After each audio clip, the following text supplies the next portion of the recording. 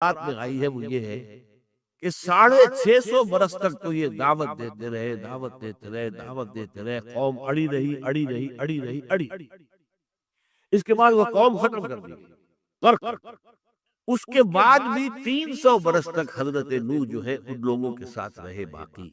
अब जो मुसलमान बच गए थे, अब उनसे एक नई तहसीब, नया तमद्दुन, नई तहसीब, नई कौम जो है उससे उभरी है। तो उनकी तरबियत, उनका तज़किया, उनकी तंजीम, उनकी तालीम, उसका फरीदा भी हजरत नूह अलैहिस्सलाम ने 300 बरस तक सरअंजाम दिया है। ये तौरात के अंदर है, कुरान में नहीं है। फिर जानना, हाँ अच्छा एक बात और नोट कर लीजिए,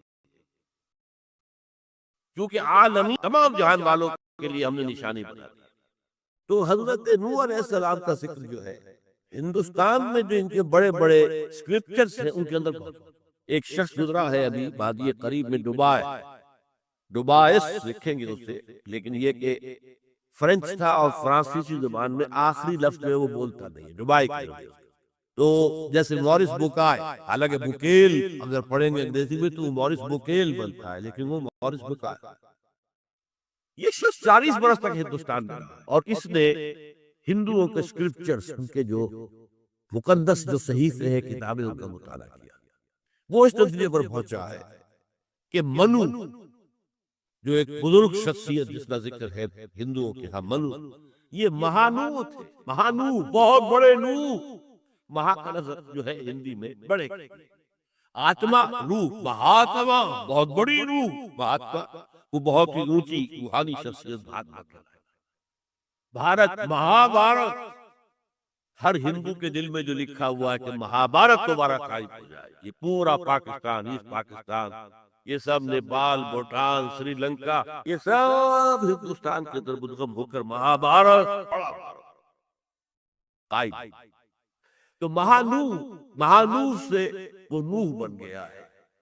और जो उनकी मनु समृति है वो दर हकीकत हजरत नूह की वो शरीयत थी जो उन्होंने अपने कौम को दी, मनु समृति।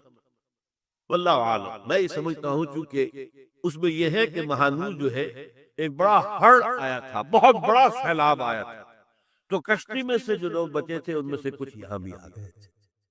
तो इस हवाले से महसूस होता है कि उनकी बात ठीक थी। दूसरी तरफ ईसाई पादरियों की दिलों की बासी कड़ी में भी उबाल आ गया। आओ ना हम भी सैर करें कोहे तूर की।